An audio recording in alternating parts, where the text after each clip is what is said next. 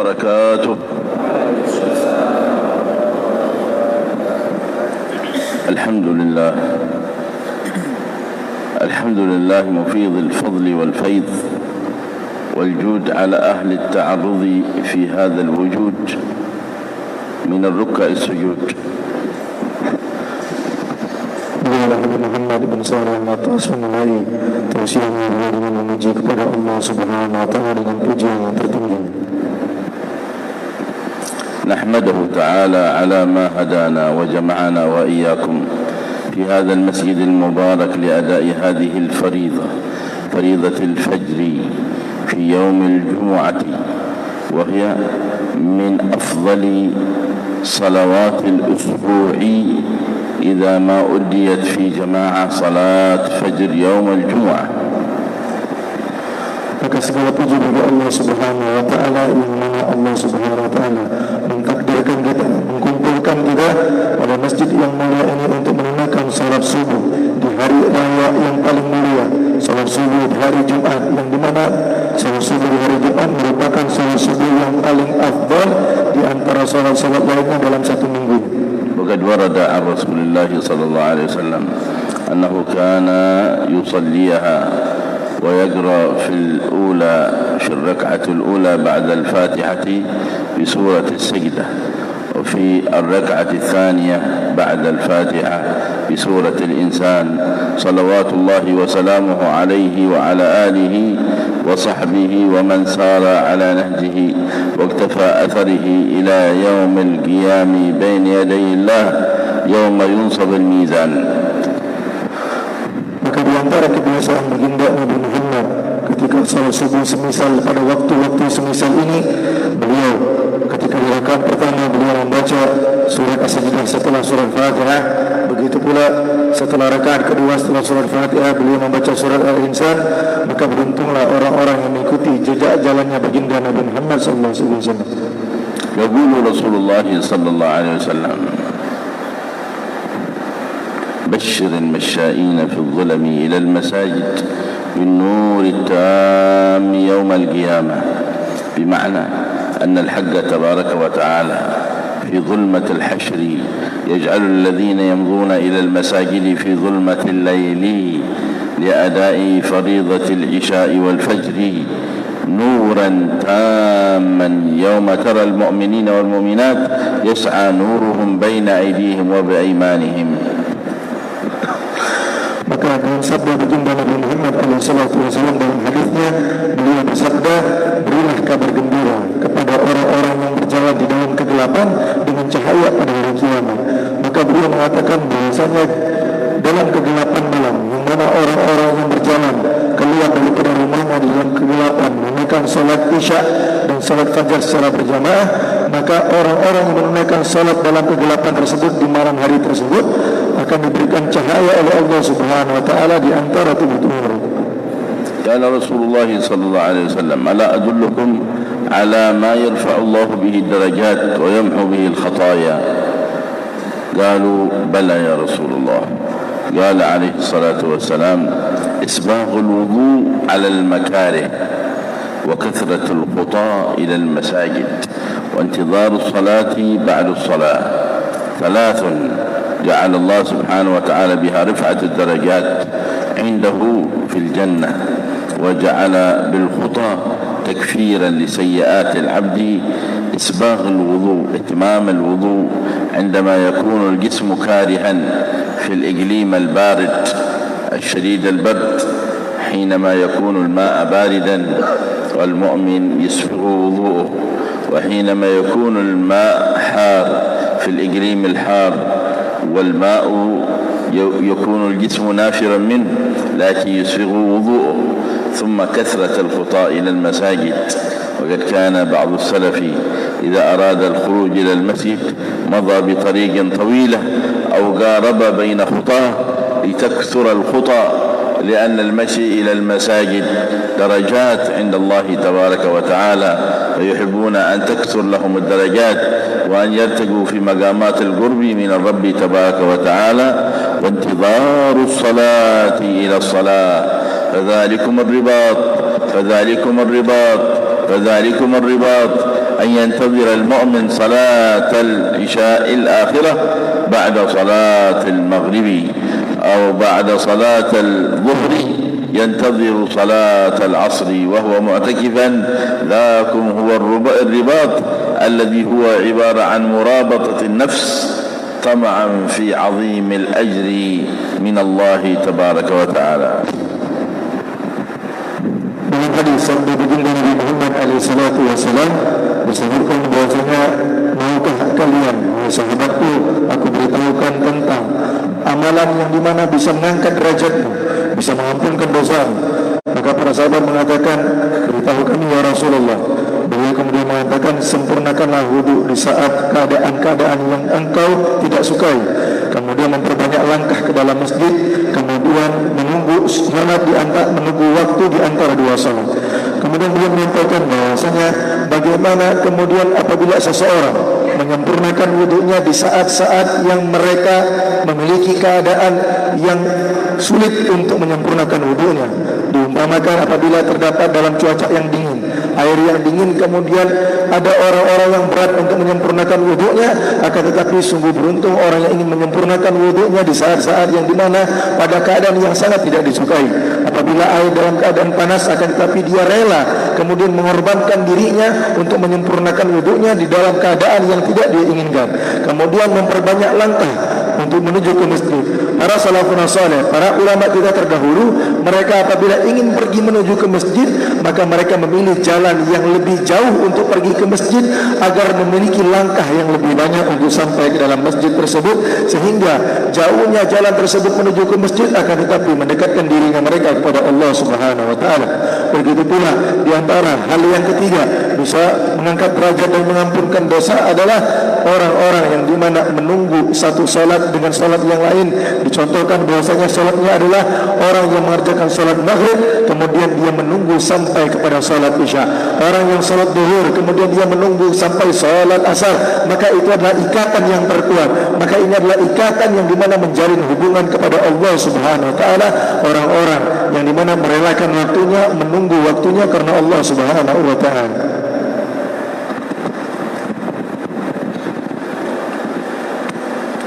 وعظيم ما جعل الله تبارك وتعالى من انتظام المؤمن في طاعة الله أن يزيده الله تبارك وتعالى من تقواه فيكون على اجتناب لمحارم الله إذا ما انفصل عن صلاته وعلى الإقبال على طاعة الله تبارك وتعالى في جميع حالاته.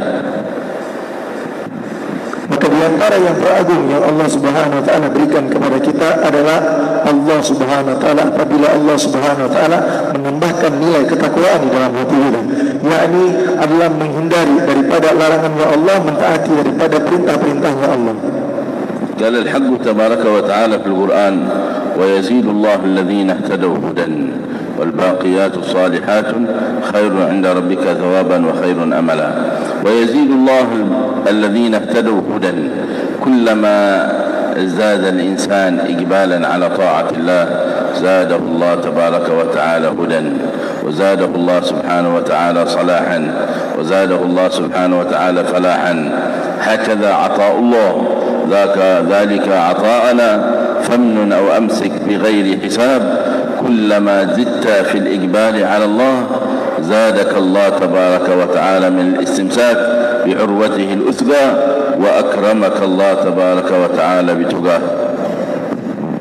Maka beliau menyebutkan bahwasanya tentang ketakwaan tersebut sehingga hidayah disebut dalam firman Allah Subhanahu wa taala bahwasanya hidayah adalah bisa Allah apabila orang-orang bertakwa kepada Allah Subhanahu wa taala maka akan ditambahkan hidayah petunjuk oleh Allah Subhanahu wa taala.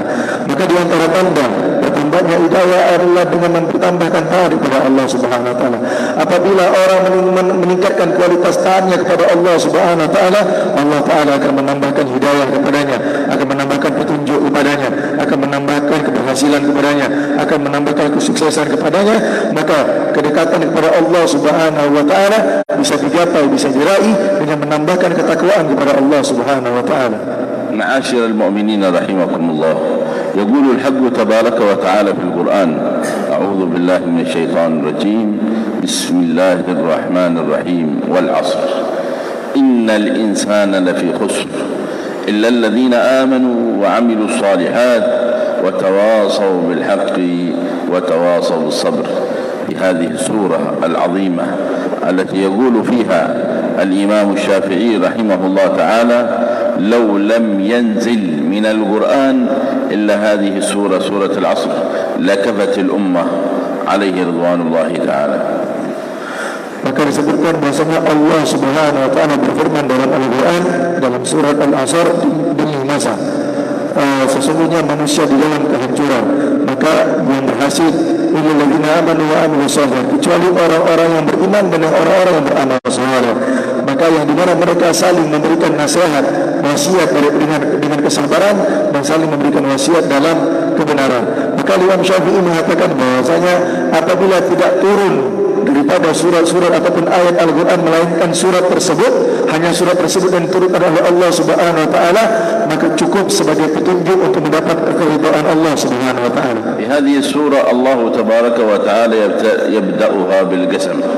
Allah taala yuqsim subhanahu wa taala wa la yuqsimu al-haqq tabaraka wa taala illa bi'azim 'indah. فقال تعالى: والعصر. أي عصر هذا الذي يقسم الله به؟ قيل أنه عصر النبوة، عصر سيدنا محمد صلى الله عليه وسلم، وهو القرن الأول الذي قال فيه رسول الله صلى الله عليه وسلم: خير القرون قرني ثم الذين يلونهم ثم الذين يلونهم. هذا عصر النبوة. وقيل العصر هو العصر في كل يوم. الصلاة الوسطى هي صلاة العصر، كما قال رسول الله صلى الله عليه وسلم: شغلونا عندما جاءوا بعض الوفد، شغلونا عن الصلاة الوسطى صلاة العصر. في كل يوم وقت العصر وقت مبارك عظيم، وفيه الصلاة الوسطى التي يقول الحق تبارك وتعالى: حافظوا على الصلوات والصلاة الوسطى وقوموا لله قانتين. Maka ketika Allah Subhanahu wa taala berfirman di dalam Al-Qur'an dan Allah Subhanahu wa taala memulai surat Al-Asr dengan sumpahnya Allah Subhanahu wa taala dengan zaman tersebut, maka Allah Subhanahu wa taala tidak meletakkan sumpah di dalam Al-Qur'an, melainkan perkara tersebut adalah perkara yang amat penting di sisi Allah Subhanahu wa taala. Maka disebutkan apakah zaman yang dimaksud oleh Allah Subhanahu wa taala yang Allah taala anggap penting, maka disebutkan oleh para ulama zaman tersebut adalah zamannya kenabian, zamannya baginda Nabi Muhammad, yang di mana zamannya baginda Nabi Muhammad disebutkan dalam sabda baginda Nabi Muhammad: sebaik-baik zaman adalah zamanku, kemudian zaman setelahku, kemudian zaman setelahku, kata baginda Nabi Muhammad. Dan juga ada yang bermaksudkan bahwasanya zaman tersebut adalah hari-hari, waktu-waktu yang seperti biasa yang kita jalani. Maka disebutkan juga itu dimaksudkan sebagai waktu asar, yang disebutkan bahwasanya salatul wusta, salat wusta yang disebutkan salat yang sangat penting adalah salat asar, sebagaimana firman-Nya Allah Subhanahu wa taala: hafizu ala salatikum, jagalah atas salat-salat kalian dan jagalah atas salat asar. Innal insana lafi khusr. Yuqsimu al-haqq azza wa jalla wa yuwakkidu innal al-insan nakira tadullu ala al-umum. Kull bani adam, kull insan khasir. Innal insana lafi khusr. Kullu an-nas, kullu insan khasir. Ketika Allah Subhanahu wa taala berfirman bahwasanya sesungguhnya manusia di dalam kerugian, maka manusia yang dimaksud dalam firman Allah Subhanahu wa taala ini adalah semua manusia. Maka semua manusia yang dimaksud oleh Allah akan mengalami kerugian. قال الحق إلا استثنى الله عز وجل من الإنسان الخاسر أقوام، إلا استثناء الذين آمنوا، أهل الإيمان. من هم أهل الإيمان؟ ما هو الإيمان؟ الإيمان هو التصديق بالله ربا وبمحمد نبيا، والتصديق والإيمان بالله وملائكته وكتبه ورسله وباليوم الآخر وبالقدر خيره وشره. التصديق محله القلب. التصديق هو إيمان يحل في القلب. إذا نازل القلب هذا الإيمان مضت بعد ذلك آثاره وأنواره على الجوارح، فكان عند الإنسان يقين بأن الله مولاه، ومضت جوارحه على طاعته والخضوع لامتثال أمره تبارك وتعالى، حيث أن إيمانه بقلبه يدعوه إلى خضوع جميع جوارحه لربه. Disebutkan bahwasanya kecuali, dalam Al-Quran disebut kecuali, ketika menyebutkan manusia semua dalam kerugian, maka selanjutnya ayat kecuali, maka ada satu kaum yang terkecualikan daripada seluruh manusia tersebut, disebutkan adalah orang-orang yang beriman. Orang-orang yang beriman dikecualikan oleh Allah Subhanahu wa taala. Maka siapakah ahlul iman tersebut? Iman adalah percaya. Percaya kepada siapa? Percaya kepada Allah Subhanahu wa taala, percaya kepada Nabi Muhammad, percaya kepada Rasul, percaya kepada malaikatnya Allah, percaya kepada hari kiamat, percaya kepada takdir dan qada'nya Allah Subhanahu wa taala. Maka iman tersebut adalah letaknya di hati. Maka setiap orang yang memiliki iman yang begitu kuat di dalam hatinya, maka Allah taala akan menampakkan juga cahaya tersebut di anggota tubuhnya. Maka setiap orang-orang yang menambahkan keimanan di dalam hatinya, Allah Subhanahu wa taala akan mentakdirkan, akan merezekikan, akan menampakkan cahaya iman tersebut di anggota tubuhnya yang zahir.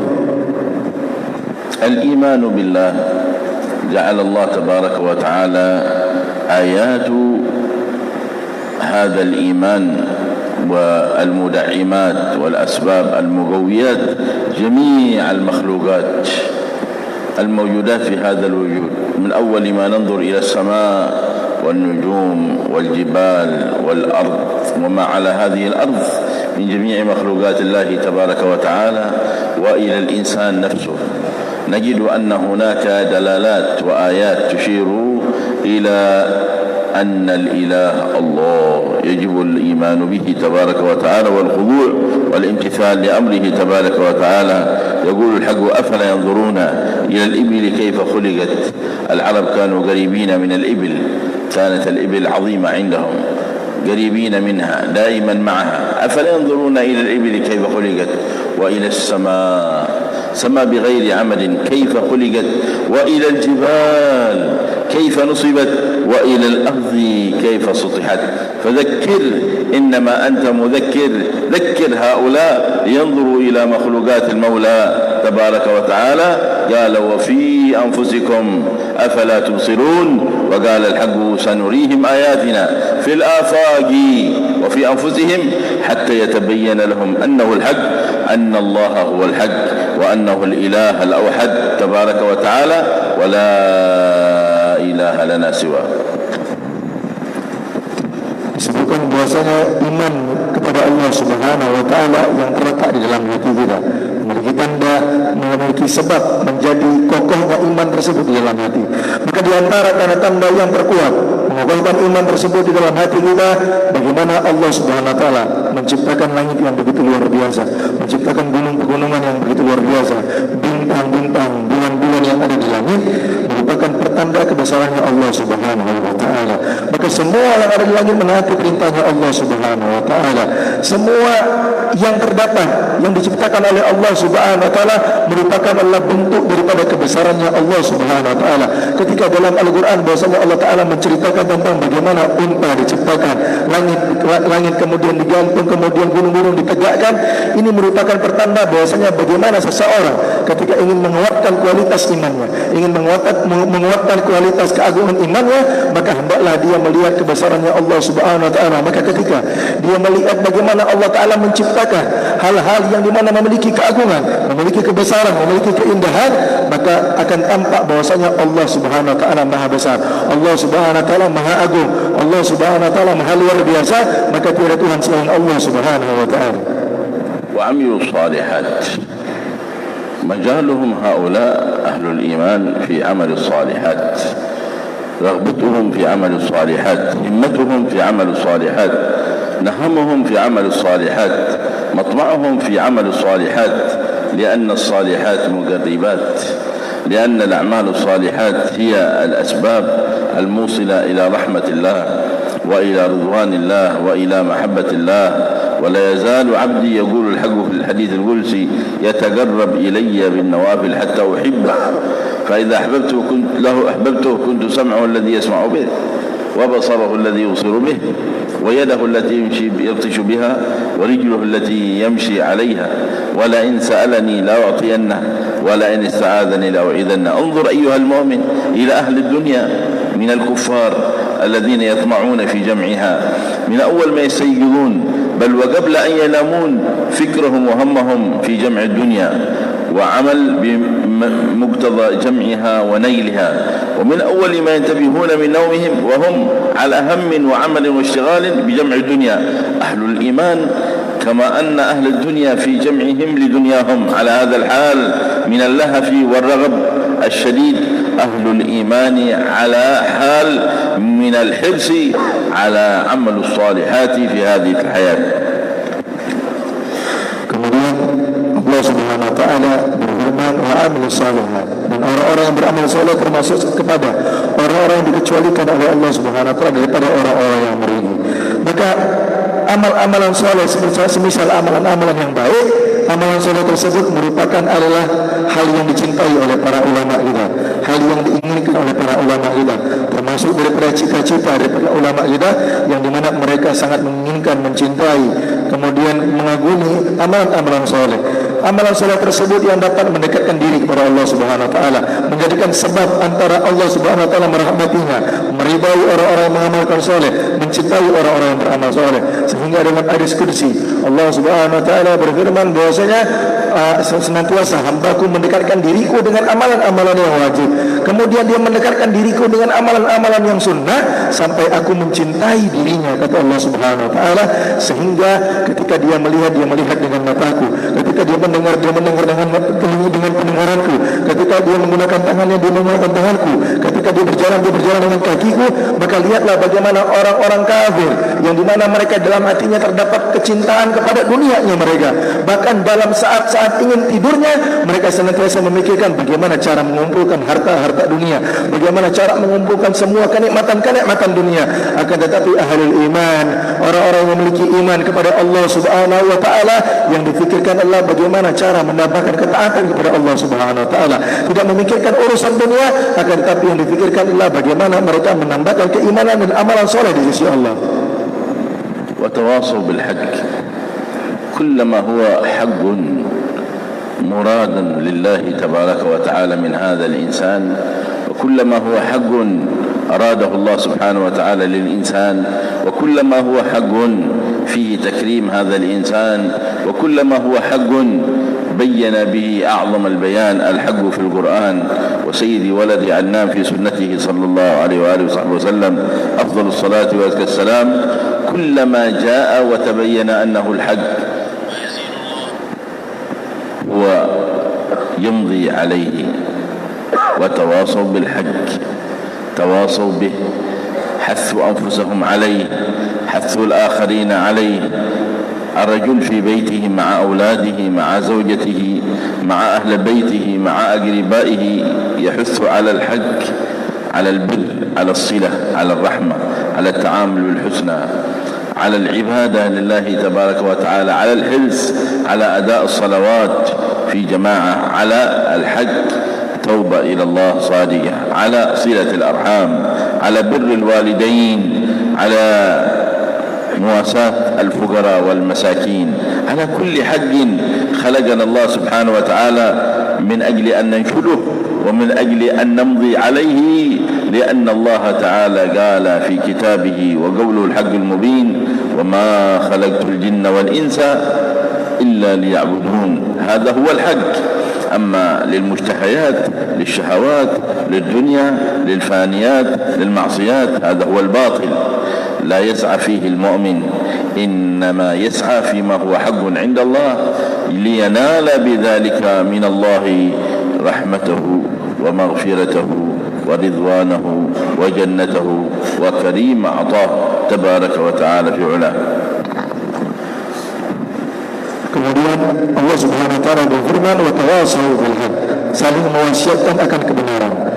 Maka selama apapun yang menjadi kebenaran dalam kemuliaan seorang muslim yang menjadi kebenaran, apapun yang dijelaskan oleh baginda Nabi Muhammad SAW, apapun yang tertera dalam Al-Quran, selama itu adalah merupakan hal yang kebenaran, maka kita diperintahkan untuk saling nasihat-menasihati, saling mengingati akan kebaikan. Maka apalagi terhadap anak-anak, kepada istri-istri kita, kepada keluarga kita, kepada saudara-saudara kita, maka lebih berhak untuk kita saling nasihat-menasihati akan kebaikan. Kita suruh untuk mereka melakukan kebaikan. Jaga akan kebaikan-kebaikan yang ada di dalam rumah kita. Jaga sholat jamaah di rumah-rumah kita. Perintahkan, nasihatkan anak-anak istri kita, keluarga kita akan sholat jamaah. Perintahkan mereka untuk bertaubat kepada Allah Subhanahu wa taala. Perintahkan mereka untuk menjaga tali hubungan silaturahmi. Perintahkan mereka untuk birrul walidain, untuk saling taat mentaati kepada orang tuanya. Perintahkan mereka untuk perhatian kepada orang-orang fakir dan miskin. Yang dimana ini adalah bentuk daripada ibadah kepada Allah Subhanahu wa taala, daripada tunduk kepada Allah Subhanahu wa taala. Yang mana Allah Subhanahu wa taala berfirman dalam Al-Qur'an, tidaklah aku ciptakan manusia dan jin kecuali untuk tunduk dan patuh atas perintahku, kata Allah Subhanahu wa taala. Adapun urusan dunia, urusan maksiat, urusan selain-lainnya daripada ibadah, ini merupakan perkara yang sangat remeh di sisi Allah Subhanahu wa taala. Hanya saja kita meminta kepada Allah, kita taat kepada Allah Subhanahu wa taala, yang kita harapkan adalah ampunan Allah, yang kita harapkan adalah ridha-Nya Allah Subhanahu wa taala. فتواصوا بالصبر، مضوا على الصبر في الحياة وهم يعلمون أن مقدار الحياة قليل، وصبرهم فيها على تجرع مرارات ما جعل الله سبحانه وتعالى من آفات فيها لمدة قصيرة، لكن ينال به العبد عند الله تبارك وتعالى حياة أبدية، ولأعمال قليلة ينال عند الله سبحانه وتعالى أجورا عظيمة، ولفعل يسير يسره الله تبارك وتعالى على الإنسان ينال به عند الله سبحانه وتعالى ما لا يقدر. لو نظرنا فيما فيه الصبر في مجيئنا إلى المسجد هذا اليوم وصلاتنا سنة الفجر، ثم صلاة الجماعة في صلاة الفجر في جماعة، لوجدنا أن الخطى التي مشيناها من بيوتنا بكل خطوة لكل واحد منا ومنكم ترفع له بها درجة، وتحط عنه بها سيئة، وتكتب له بها حسنة. ثم إذا دخل إلى المسجد برجله اليمنى وجاء بالدعاء عن النبي صلى الله عليه وسلم، اللهم صل على سيدنا محمد وعلى آله، اللهم اغفر لي ذنوبي وافتح لي أبواب رحمتك، ثم نوى الاعتكاف في هذا المسجد، إما بالنية السنة نويت الاعتكاف في هذا المسجد مدة إقامة فيه، أو نذر ذلك لله علي أن أعتكف في هذا المسجد، نويت الاعتكاف المنذور في هذا المسجد مدة إقامة فيه، فكانت عبادته وهو جالس في المسجد لله فرضا يؤديه نذرا لله تبارك وتعالى. ثم صلى سنة الفجر التي قال فيها رسول الله ركعتي الفجر هي سنة خير من الدنيا بما فيها. لو أن الإنسان ملك الدنيا كلها ووزع هذه الدنيا على الفقراء والمساكين والمحتاجين لكانت ركعتي الفجر قبل صلاة الفجر خير من هذه الدنيا بما فيها. إذا كان هذا أجر سنة الفجر فكيف بصلاة الفجر في يوم الجمعة وهي أفضل فريضة في الأسبوع للعبد إذا ما حضرها وجاء في جماعة، الصلاة الواحدة ب10 صلوات، وفي جماعة ب27 درجة، وهو في المسجد متبتلا متخشعا لله تبارك وتعالى، صبر عندما أدى هذا العمل القليل. لكن انظروا إلى الأجر العظيم الذي جعله الله تبارك وتعالى. تواصوا بالصبر. كان عليه رسول الله صلى الله عليه وسلم يصوم ويصوم حتى لربما صام الأيام ذات العدد ولم يفطر صلى الله عليه وسلم. يريد الصحب أن يفعلوا مثله فقال لهم إني أوصل ولا توصلون، إنكم لستم كهيئتي، إني أبيت عند ربي يطعمني ويسقين، صلى الله عليه وسلم وبارك عليه وعلى آله. يوصل أياما بصيامه، يعصب على بطنه الحجر وهو صابر صلى الله عليه وسلم، يخرج في سبيل الله إلى الأماكن البعيدة. ومنذ أن خرج من مكة مهاجرا وهو صلى الله عليه وسلم من غزوة إلى غزوة، ومن مكان إلى مكان، ومن فعل بر إلى فعل بر، ما سكن، ولكن فعله متواصل مع صبر.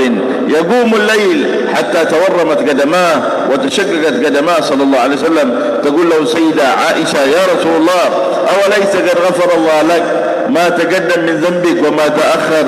قال عليه الصلاة والسلام بلى، ولكن أولم أكن لله شاكرا يا عائشة. إذا الله غفر لي فأنا أشكر الله بالأعمال وبالصبر عليها حتى أزيد وأزداد من عطاء الله تبارك وتعالى صلوات الله وسلامه عليه وعلى آله. واصل الأيام والليالي ومضى أصحابه على ذلك الصبر على الحج والصبر على أداء العبادة لله تبارك وتعالى حتى أعطونا نموذجا مباركا وصورة القدوة الحسنة في صبرهم عليه رضوان الله تعالى. يقول سيدنا علي بن أبي طالب كرم الله وجهه: حبب إلي من دنياكم ثلاث: الصيام في الصيف، الصيام في الصيف في شدة الحرارة في بلد العرب، الأيام تطول والحرارة شديدة والعطش مضني. هذا حبب لسيدنا علي أن يصبر لله تبارك وتعالى. الصيام في الصيف والضرب بالسيف، الجهاد في سبيل الله والخروج من غزو إلى غزو طمعا فيما عند الله للمجاهدين والباذلين أنفسهم لإعلاء كلمة الله ولنشر هذا الدين. الصوم في الصيف والضرب بالسيف والثالثة. على كل حال هذا المثل، هؤلاء الذين ضربوا لنا المثل الأعلى في إقبالهم على المولى تبارك وتعالى حينما تواصوا بالصبر. ونسأل الله أن يجعلنا وإياكم ممن تواصى بالصبر بعد إيمان بالله وعمل صالح وتواصل بالحج، إنه ولي ذلك والقادر عليه. Kemudian disebutkan dalam sabda yang selanjutnya Allah Subhanahu wa taala berfirman, "Wa tawasaw bis-sabr." Saling nasihati dalam kesabaran. Kesabaran yang dimana memiliki suatu kehidupan yang sangat luar biasa apabila orang memiliki kesabaran di dalam hatinya. Pahala yang sangat banyak, amalan yang sangat luar biasa yang dimana yang tidak terkira. Kita hidup di dunia yang sebentar. Allah Subhanahu wa taala kemudian memberikan amalan sabar yang nampaknya sedikit akan tetapi efek dan pahalanya begitu luar biasa di sisi Allah Subhanahu wa taala. Kita semua yang hadir pada subuh yang mulia ini, kita datang daripada rumah, keluar daripada rumah kita menuju masjid dengan keadaan sabar, datang ke masjid, melakukan salat berjamaah, salat fardu berjamaah. Kemudian dalam tengah malam kita melangkahkan kaki kita untuk menuju ke masjid, yang dimana setiap langkah kaki kita ketika kita menuju daripada rumah sampai ke masjid ini dan menunaikan salat subuh berjamaah. Salat subuh berjamaah di hari Jumat yang merupakan salat subuh yang paling afdal dalam seminggunya karena berada di hari Jumat, sehingga Allah Subhanahu wa taala mengangkat derajat setiap langkah yang kita langkahkan daripada rumah kita sampai ke masjid ini. Setiap satu langkah Allah Subhanahu wa taala angkatkan satu derajat. Allah taala ampunkan dosa, Allah taala tuliskan kebaikan di dalam langkah-langkah tersebut. Apalagi lagi kemudian orang-orang yang masuk ke dalam masjid, kemudian dia membacakan doa masjid, Allah maftali abwaaba rahmati, ya Allah bukakan pintu rahmat bagi kami. Maka kemudian dia niat i'tikaf di dalam masjid ini dengan niat i'tikaf, maka memiliki pahala yang begitu luar biasa di sisi Allah Subhanahu wa taala. Apalagi kalau dia berniatkan i'tikaf dengan secara nazar. Nawaitul i'tikaf mendura lillahi taala. Sengaja aku niat i'tikaf yang dinazarkan karena Allah Subhanahu wa taala di dalam masjid ini, maka jadilah i'tikaf kita di dalam masjid ini adalah i'tikaf yang memiliki pahala wajib di sisi Allah Subhanahu wa taala. Kemudian orang-orang yang kemudian setelah azan subuh dia mengerjakan salat 2 rakaat fajar, yang dimana disebutkan oleh baginda Nabi Muhammad, 2 rakaat salat fajar lebih baik daripada dunia seisinya. Kalaulah orang kemudian memiliki dunia seisinya, kemudian dunia tersebut dia ambil daripada semua kemewahan dunia, semua harta dunia tersebut dia sedekahkan seluruhnya kepada orang-orang fakir dan miskin, maka salat sunnah fajar 2 rakaat lebih afdal, lebih mulia daripada sedekahnya satu dunia dan seisinya daripada orang tersebut. Dan ini adalah keafdalan, keutamaan daripada orang-orang yang salat fardu, salat sunnah 2 rakaat sebelum salat subuh. Kemudian kita dalam kesabaran tersebut, sabarnya kita dalam mentaati Allah, melakukan ibadah tersebut kepada Allah Subhanahu wa taala. Kita salat jamaah, kemudian daripada rumah kita jalan ke masjid, salat jamaah, kemudian salat jamaah, memiliki derajat 27 derajat di sisi Allah Subhanahu wa taala. Kemudian kita niat i'tikaf, semua amalan-amalan tersebut, kedekatan-kedekatan kepada Allah Subhanahu wa taala tersebut tidak akan kita dapati melainkan karena sabarnya kita dalam mentaati Allah Subhanahu wa taala. Yang Nabi Muhammad merupakan adalah contoh teladan sabar yang begitu luar biasa. Nabi Muhammad pernah kemudian berpuasa tanpa pernah berbuka sekalipun, sehingga para sahabat ingin mencontoh puasanya baginda Nabi Muhammad yang tidak pernah berbuka, sehingga Nabi Muhammad mengatakan bahwasanya janganlah kalian menyambung puasa. Aku menyambung puasa, aku diberikan kekuatan oleh Allah Subhanahu wa taala, aku diberikan makanan ruh oleh Allah Subhanahu wa taala, diberikan kekuatan oleh Allah Subhanahu wa taala, akan tapi kalian jangan menyambung puasa semisal puasaku yang seringkali didapati oleh baginda Nabi Muhammad terdapat ikatan di perutnya bersama batu karena sabarnya beliau menahan laparnya. Yang seringkali kita saksikan baginda Nabi Muhammad keluar dari satu tempat ke tempat yang lain, sabar akan dakwah kepada Allah Subhanahu wa taala, yang dimana beliau seringkali didapati salat malam tahajud kepada Allah Subhanahu wa taala, salat saban hari sampai kakinya bengkak kepada Allah Subhanahu wa taala, sehingga Sayyidah Aisyah bertanya kepada baginda Nabi Muhammad, ya Rasulullah, bukankah engkau telah diampuni dosamu oleh Allah, dosa-dosamu terdahulu diampuni oleh Allah Subhanahu wa taala, untuk apa engkau salat malam ya Rasulullah? Sehingga baginda Nabi Muhammad menjawab, ya Aisyah, bukankah aku tidaknya boleh aku menjadi hamba Allah yang bersyukur? Aku bersyukur kepada Allah Subhanahu wa taala.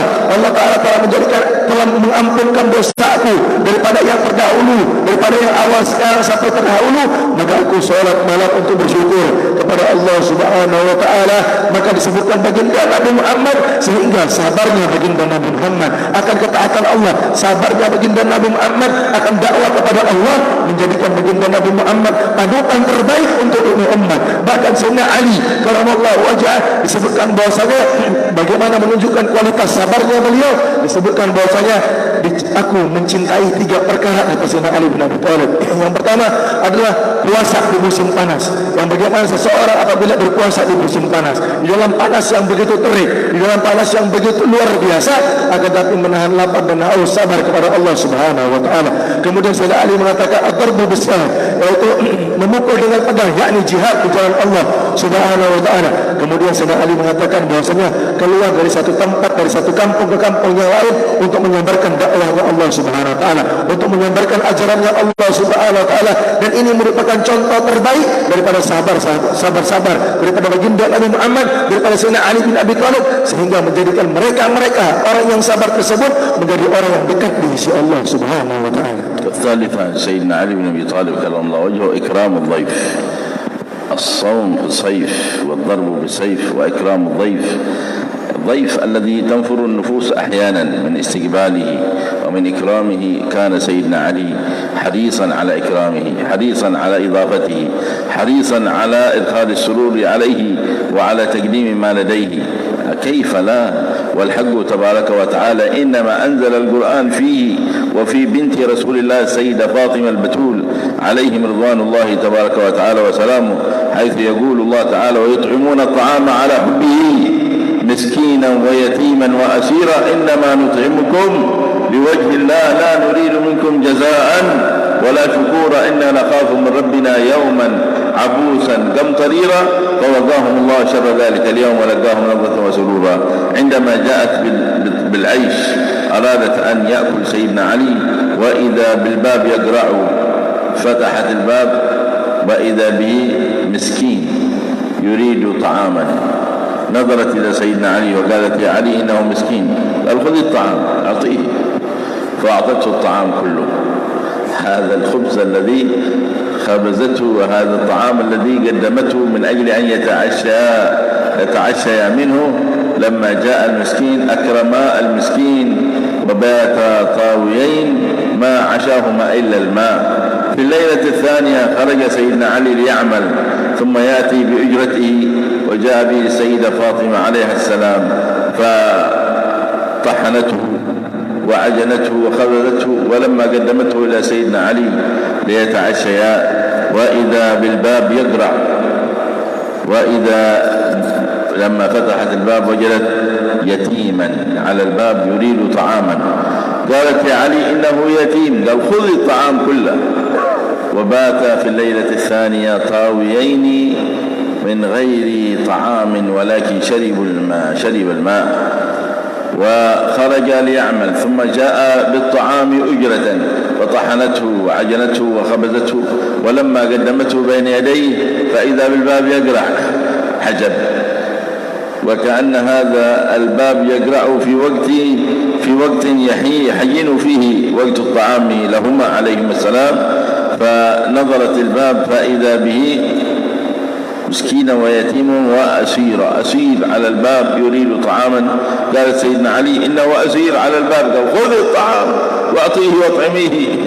قال الحج عز وجل هم على صدق مع الله، الله يبين ذلك من نيتهما ومن صدق مقصدهما ومن رغبتهما فيما عند الله من الأجر والمثوبة، وما نفق ذلك منة ولا يشهدا إلا لله المنة.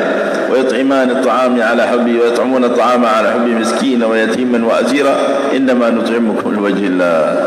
كيف وهو بيت مبارك، بيت النبوة، وهو محب لإكرام ضيفه إذا ما ورد عليه، وهو الذي كان يبذل المال وكان آباؤه على مثل ذلك الحال. نسأل الله تبارك وتعالى أن يرزقنا الاتصال بهذه الصفات، صفات أهل الكمال الذين آمنوا وعملوا الصالحات وتواصوا بالحج وتواصوا بالصبر. Kemudian ketika Sayyidina Ali bin Abi Thalib menunjukkan bahwasanya perkara-perkara yang sangat dicintai oleh Sayyidina Ali bin Abi Thalib, di antaranya Sayyidina Ali bin Abi Thalib karramallahu wajhah sangat mencintai untuk memuliakan tetamu-tetamu yang datang ke rumahnya, untuk memuliakan tetamu-tetamu yang hadir di dalam rumahnya, yang terkala tak jarang banyak orang-orang kemudian tidak menghormati para tetamu yang datang ke rumahnya. Akan tapi Sayyidina Ali bin Abi Thalib sabar yang begitu luar biasa beliau tunjukkan dalam bentuk kemuliaan, dalam bentuk penghormatan yang begitu luar biasa kepada setiap tamu-tamu yang datang ke rumahnya Sayyidina Ali bin Abi Thalib. Bahkan tidak tanggung-tanggung Allah Subhanahu wa taala mengabadikan nama daripada Sayyidina Ali bin Abi Thalib dan Sayyidah Fatimah, ceritanya mereka di dalam Al-Qur'an. Allah Taala abadikan cerita bagaimana Allah Subhanahu wa taala menceritakan kehidupan Sayyidah Fatimah dan Sayyidina Ali bin Abi Thalib, bahkan dibanggakan di dalam Al-Qur'an, dimuliakan dalam Al-Qur'an. Yang tatkala itu Sayyidina Ali bin Abi Thalib ketika beliau kerja kemudian beliau pulang ke rumahnya memberikan sedikit upah daripada hasil kerjanya, diberikan tepung.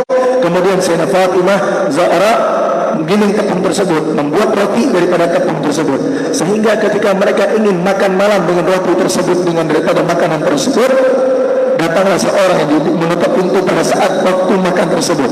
Kemudian ditanya, siapa di luar? Sebutkan bahwa saya adalah orang yang miskin. Maka Sayyidina Ali bin Abi Thalib, Sayyidah Fatimah Zahra bertanya kepada Sayyidina Ali bin Abi Thalib, wahai suamiku, wahai Sayyidina Ali bin Abi Thalib, di luar ada orang miskin, bagaimana kita berikan roti? Kata Sayyidina Ali bin Abi Thalib, berikan roti tersebut kepada orang miskin tersebut. Sehingga pada malam tersebut mereka hanya makan malam dengan segelas air putih, dengan hanya meneguk air putih. Kemudian esokan harinya Sayyidina Ali bin Abi Thalib kembali bekerja. Sayyidah Fatimah kemudian kembali menggiling tepung tersebut, membuat roti tersebut, sehingga ketika dibuat roti tersebut, ketika ingin makan malam pada malam tersebut, ada orang yang mengetuk pintu. Kemudian ditanya siapa? Disebutkan bahwasanya ana yatiman, saya adalah orang yang yatim, yang tidak memiliki ayah. Maka disebutkan ditanya oleh Sayyidah Fatimah Zahra, wahai Sayyidina Ali bin Abi Thalib, di luar ada anak yang yatim, bagaimana? Maka berikan roti tersebut kepada anak yatim tersebut. Maka hari keduanya mereka hanya makan malam dengan hanya meneguk air. Kemudian di hari yang ketiga Sayyidina Ali kemudian kembali bekerja. Kemudian Sayyidina Ali bin Abi Thalib memberikan upahnya kepada Sayyidah Fatimah Zahra. Sayyidah Fatimah kemudian menggiling tepungnya, membuatkan roti. Maka kemudian ketika ingin datang waktu makan malam, dan subhanallah setiap orang tersebut datang pas di waktu mereka sedang makan malam. Ketika mereka ingin makan malam, ada orang yang mengetuk pintu, kemudian ditanya siapa di luar? Maka disebutkan aku adalah tawanan perang daripada orang kafir. Maka disebutkan ditanya oleh Sayyidah Fatimah Zahra, wahai Sayyidina Ali, ini adalah tawanan perang. Maka disebutkan oleh Sayyidina Ali bin Abi Thalib, berikan makanan tersebut kepada tawanan perang tersebut, bahkan kepada tawanan perang yang orang kafir diberikan makanan tersebut. Sehingga Sayyidina Ali bin Abi Thalib dan Sayyidah Fatimah Zahra, keluarganya baginda Nabi Muhammad, yang mereka berpegang teguh kepada Allah Subhanahu wa taala, yang hatinya begitu teguh dalam mentaati perintahnya Allah, hanya makan malam dalam 3 hari tersebut dengan hanya meneguk air. Dan ini adalah kehidupan daripada keluarganya baginda Nabi Muhammad SAW, yang dimana mereka melihat keagungan Allah yang begitu luar biasa, sehingga kisah mereka, kejadian mereka yang begitu luar biasa Allah Ta'ala abadikan dalam Al-Quran. Allah Ta'ala abadikan momen tersebut dalam Al-Quran, yang dimana mereka memberikan makanan tersebut hanya karena Allah Subhanahu Wa Ta'ala. Mereka menunjukkan kasih sayang yang begitu luar biasa, dan ini adalah sifat daripada keluarganya baginda Nabi Muhammad SAW.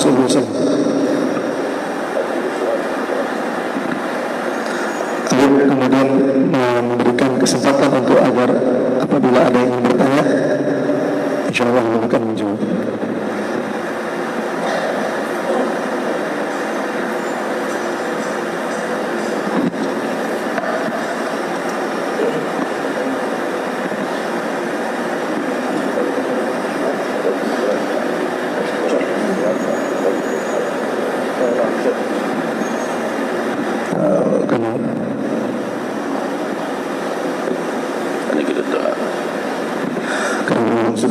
إشراق بك المطب من الله.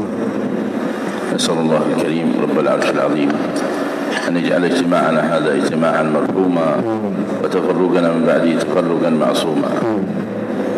Semoga beliau benar-benar mendoakan bahwasanya agar Allah Subhanahu Wa Taala menjadikan perkumpulan kita perkumpulan yang penuh keberkahan dan dirahmati oleh Allah Subhanahu Wa Taala.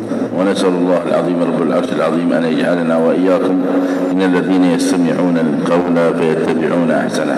Dan agar kita semua yang hadir pada hari ini, kita minta kepada Allah agar dijadikan daripada orang-orang yang mendengarkan nasihat dan melakukannya. اللهم علمنا ما ينفعنا وانفعنا بما علمتنا. Ya Allah, berikanlah manfaat apa yang kami amalkan dan berikanlah manfaat atas apa yang kami ajarkan.